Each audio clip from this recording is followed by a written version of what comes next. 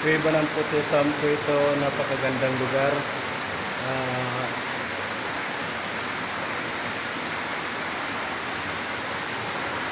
Gawa ng kalikasan. Sabi nga hindi nakakasawang puntahan. Basta sabi nga, ingatan lang yung gawa ng kalikasan. Huwag nating sisirain kagaya ng pagkakalat ng mga basura. Napakaganda po sana. Gusto ko sanang pasukin pa, kaya lang mag-isa lang ako eh.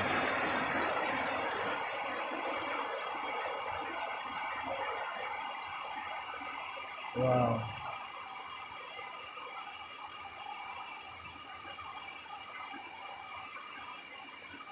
Tabi-tabi po, napakagandang lugar. Yan po, papasok doon pa sa mga ilang kwarto daw yan. Loob ng kuwebang ito. Napakaganda. Gusto ko sanang pumasok, kaso mag-isa lang kasi ako eh. Hindi ko pa kabisado yung lugar. Ito yung sa primerong kwarto niya. Ang ganda ng ceiling niya.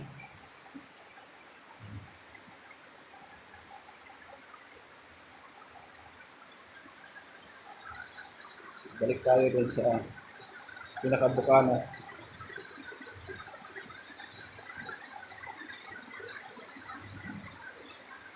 At dito pala sa loob, napakadilim, kailangan talaga gagamit ka ng maliwanag na yung emergency light siguro, mas maganda yun.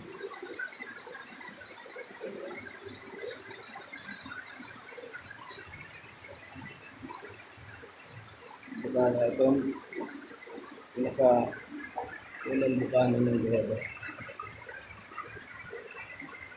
Ang tubig niya, napakalinaw. Super.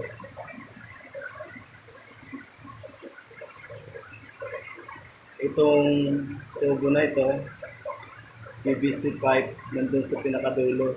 So kami kumukuha ng tubig na pinapaligo namin labas din sa kuweba. Kaya hindi mo na kailangan pumasok dito sa kuweba para maligo. Doon pa lang, meron.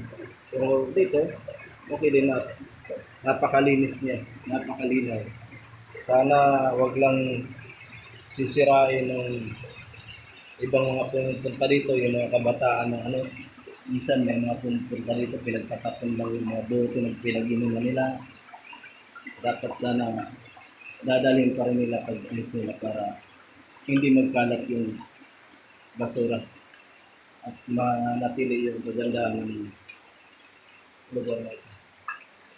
So guys, punta tayo sa labas.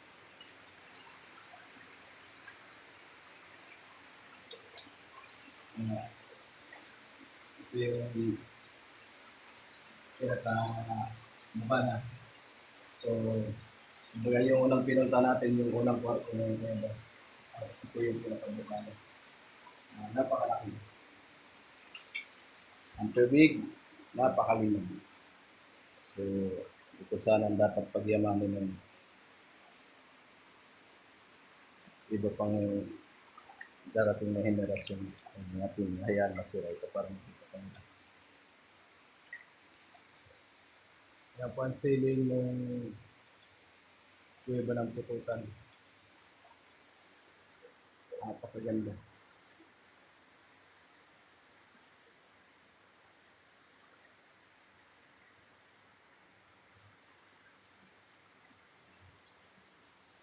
Ayun yung kaibigan ko, yung pisan operator si Mr. Pascual. Ayan ang kasama ko dito, dalawa lang kami pumunta dito.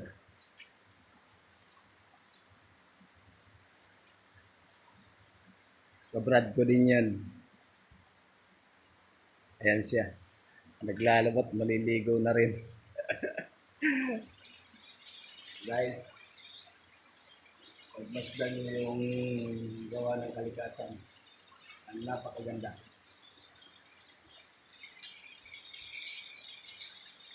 Ayan po.